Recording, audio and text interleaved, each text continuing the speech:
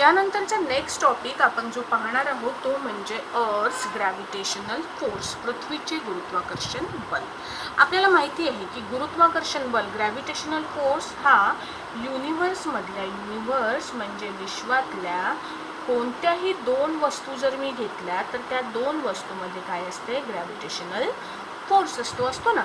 तर या वस्तूमध्ये वस्तू जितकी जास्त मासिव म्हणजे जितकी जास्त जड असेल, प्रचंड वजनाची असेल, तितका त्याचं गुरुत्वाकर्षण बल कसं असतो, जास्त असतो. आता मी जर पृथ्वी कन्सिडर केली, पृथ्वी आहे आणि पृथ्वीवर एखादा छोटासा दगड जर घेतला आपण, या दोन वस्तूंमध्ये काय असेल, गुरुत्वाकर्षण बल असेल. आणि ज्याचं वस्तुमान जास्त त्या दिशेने कमी वस्तुमानाच्या वस्तू काय होतात, आकर्षित होतात. तर पृथ्वी तिच्या आजूबाजूला असणाऱ्या सगळ्या वस्तूंना स्वतःकडे काय करते, अट्रॅक्ट करते. स्वतःकडे म्हणजे तिच्या सेंटरकडे, केंद्रबिंदूकडे. आणि हा जो फोर्स आहे त्या फोर्सला म्हणतो आपण ग्रॅव्हिटेशनल फोर्स. पृथ्वी काय करते, तिच्या आजूबाजूला असणाऱ्या सर्व वस्तूंना स्वतःकडे आकर्षित करून घेते. आणि ज्या बलामुळे ती इतर सर्व वस्तूंना स्वतःकडे आकर्षित करून घेते त्या बलाला म्हणतो आपण पृथ्वीचे गुरुत्वाकर्षण बल. ठीक आहे. अर्थ, पृथ्वी attract every object in its surrounding towards its center. Okay. प्रत्येक वस्तूकडे स्वतःच्या सेंटरकडे आकर्षित करून घेते. याला अर्थचं ग्रॅव्हिटेशनल फोर्स किंवा आपण याला अर्थची ग्रॅव्हिटी सुद्धा म्हणतो. अर्थचा ग्रॅव्हिटेशनल फोर्स, त्यासाठी आपण स्पेशल टर्म काय वापरतो, अर्थची ग्रॅव्हिटी असाही वापरतो. आलं का लक्षामध्ये. आता यानंतर आपण पाहूया की अर्थ जेव्हा प्रत्येक वस्तूला स्वतःकडे आकर्षित करून घेते तेव्हा त्यासाठी आपण एक सूत्र कसं लिहायचं ते पाहून घेऊया. ही पृथ्वीचा वरचा भाग आहे, समजा पृथ्वी आहे, हे त्याचं केंद्र आहे सी. आणि ही वस्तू आपण काय केली आहे, पृथ्वीच्या पृष्ठभागावर ठेवलेली आहे. सपोज कॅपिटल एम हे आहे mass of earth. Suppose capital M is mass of earth, म्हणजे पृथ्वीचे वस्तुमान. जनरली आपण कॅपिटल एम ने दर्शवितो आणि जी वस्तू तिच्या कॉन्टॅक्टमध्ये आहे त्या वस्तूचे जे वस्तुमान आहे मास, ते आपण स्मॉल एम ने दर्शवितो. वस्तूचे वस्तुमान. ठीक आहे. आणि ती वस्तू जर तुम्ही तिच्या पृथ्वीच्या पृष्ठभागावर ठेवली तर या दोघांमधलं जे अंतर आहे ते अंतर म्हणजे झाली पृथ्वीची त्रिज्या, radius R. R is radius of earth. ठीक आहे. रेडियस ऑफ अर्थ म्हणजे पृथ्वीची त्रिज्या. तर यानुसार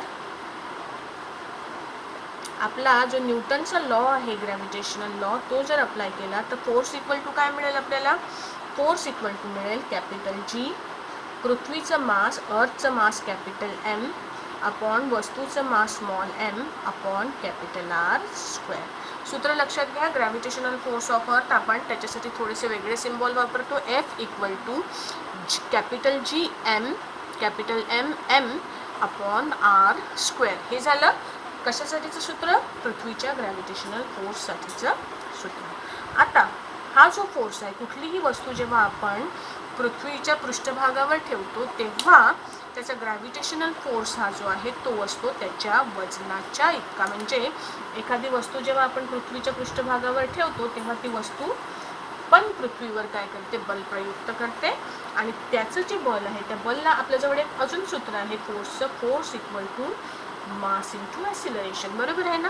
तर या सूत्रानुसार F equal to M A.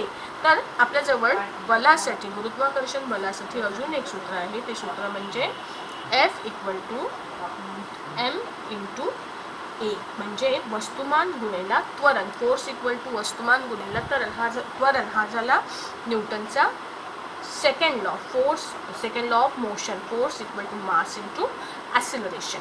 तर या सूत्रानुसार आपल्याला कुठलीही वस्तू जेव्हा आपण पृथ्वीच्या पृष्ठभागावर ठेवतो तेव्हा एम म्हणजे त्याचं मास आणि त्या वस्तूचं मोशनमध्ये असेल तर त्याचं जे ॲसिलरेशन असतं त्या ॲसिलरेशनच्या गुणाकाराच्या एवढा फोर्स त्याच्यावर काय होतो, एक्झर्ट होत असतो. आता एखादी वस्तू जर आपण अशी कन्सिडर केली की ती पृथ्वीवर पडत आहे, तर तिचं जे ॲसिलरेशन असतं ते ॲसिलरेशन म्हणजे ॲसिलरेशन ड्यू टू ग्रॅव्हिटी असते, ज्याला गुरुत्वीय त्वरण असं म्हणतात. त्यानुसार फोर्सचा फॉर्म्युला तुमचा बनतो F=mg. ठीक आहे. तर ग्रॅव्हिटेशनल फोर्ससाठी हा दुसरा सूत्र आपल्याला मिळतं, म्हणजे हा ॲक्च्युली फोर्सचा फॉर्म्युला आहे, ज्याची व्हॅल्यू आणि ग्रॅव्हिटेशनल फोर्सची व्हॅल्यू काय असते तुमची सारखीच असते. ठीक आहे ना. तर याच्यामध्ये जो जी आहे, जीला म्हणतात तुम्ही ॲसिलरेशन ड्यू टू ग्रॅव्हिटी म्हणजे गुरुत्वीय त्वरण. Acceleration due to gravity. आणि इथे लक्षात घ्या की ग्रॅव्हिटेशनल फोर्स म्हणजे वस्तूवर आकर्षित होणारं गुरुत्वाकर्षण बल हे नेहमीच वस्तूच्या वजना इतकं असतं, वेट ऑफ ऑब्जेक्ट. आणि वस्तूचं वजन किती असतं, mg. म्हणजे ग्रॅव्हिटेशनल फोर्स इक्वल टू तुम्ही mg. हे कुठे पृथ्वीच्या बाबतीत बोलत असताना आपण हे म्हणू शकतो की gravitational force equal to mg. ठीक आहे. तर अर्थ्स ग्रॅव्हिटेशनल फोर्स म्हणजे पृथ्वीच्या आजूबाजूला असणारी कुठलीही वस्तू हिच्यावर अर्थ काय करते, पृथ्वी काय करते, ग्रॅव्हिटेशनल फोर्स एक्झर्ट करते आणि ते ग्रॅव्हिटेशनल फोर्स हे त्याच्या वजना इतकं असतं. ठीक आहे.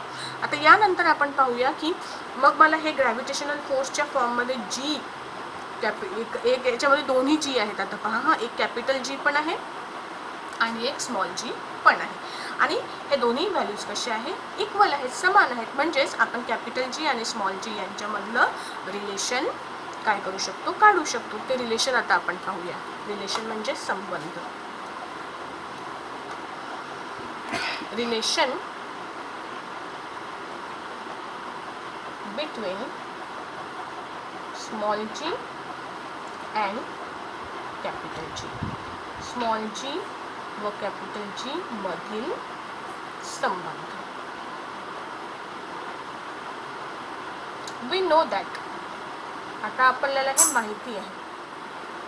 काय माहिती आहे आपल्याला की gravitational force equal to capital G m upon r². वस्तू तुमची पृथ्वीच्या पृष्ठभागावर ठेवलेली आहे असं समजून आपण काय केलं की त्या वस्तूवर पृथ्वी किती फोर्स एक्झर्ट करते, अर्थ किती ग्रॅव्हिटेशनल फोर्स एक्झर्ट करते, F equal to capital G m upon r². Capital G काय आहे, युनिव्हर्सल ग्रॅव्हिटेशनल कॉन्स्टंट. बरोबर. म्हणजे वैश्विक गुरुत्वीय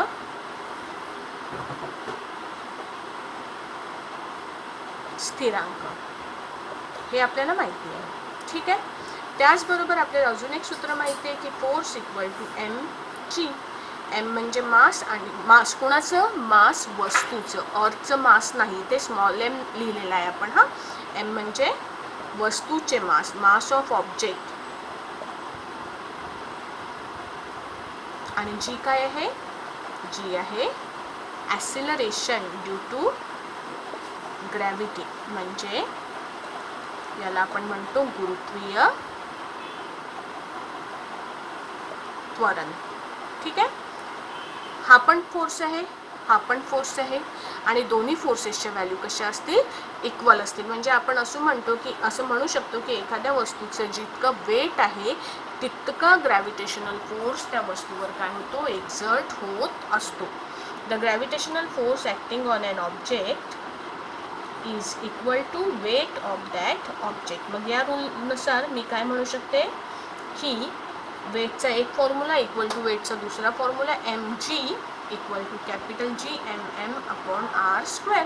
इथे स्मॉल m आहे, इथे स्मॉल m आहे, दोन्ही साईडला small m will get cancel. आपल्याला इक्वेशन मिळेल g equal to capital G m upon r². म्हणजे ॲसिलरेशन ड्यू टू ग्रॅव्हिटी गुरुत्वीय त्वरण बरोबर capital G m upon r². ठीक आहे. हे झालं relation between small G and capital G. हा काय आहे, स्मॉल जी व कॅपिटल जी मधला संबंध आहे. आता इथे अजून एक गोष्ट लक्षात घेऊया की तुम्हाला जीचा फॉर्म्युला काय सांगतो. जीचा फॉर्म्युला तुम्हाला सांगतो G equal to capital G M upon R square. इथे जी म्हणजे युनिव्हर्सल ग्रॅव्हिटेशनल कॉन्स्टंट आहे, जो कॉन्स्टंट असतो, स्थिर असतो, बदलत नाही. कॅपिटल एम म्हणजे कोणाचं मास, अर्थचं मास, मास ऑफ अर्थ. हे पण कसं असेल, हे पण कॉन्स्टंट असेल. पृथ्वीचं वस्तुमान बदलतं का, नाही बदलणार, ते स्थिर असेल. आर काय आहे, आर तसं म्हणाल तर आर ही पृथ्वीची रेडियस आहे. पण आपण असं गृहीत धरलं होतं की वस्तू पृथ्वीच्या पृष्ठभागावरच ठेवलेली आहे. वस्तू जर पृथ्वीच्या पृष्ठभागावर नसेल, वस्तू जर थोडी हवेत असेल किंवा अजून उंच असेल, तर त्या केसमध्ये आपल्याला हेच सूत्र असं लिहिता येईल, G equal to capital G M upon small R square मी याला म्हणते. आणि स्मॉल आर काय होईल, स्मॉल आर ही रेडियस होईल, किंवा रेडियस म्हटल्यापेक्षा रेडियस ऑफ, याला आपण रेडियस म्हटल्यापेक्षा डिस्टन्स म्हणू. Distance of object from centre of earth. म्हणजे पृथ्वीच्या केंद्रबिंदूपासूनचे अंतर. आता वस्तू जर तुम्ही पृथ्वीच्या पृष्ठभागावर ठेवली असेल किंवा ती थोडीशी उंचावर असेल, 1 किलोमीटरवर एखाद्या बिल्डिंगवर ठेवलेली असेल, तर त्यानुसार तुमच्या लक्षात येईल की आरची व्हॅल्यू बदलू शकते. आर स्थिर नाही आहे.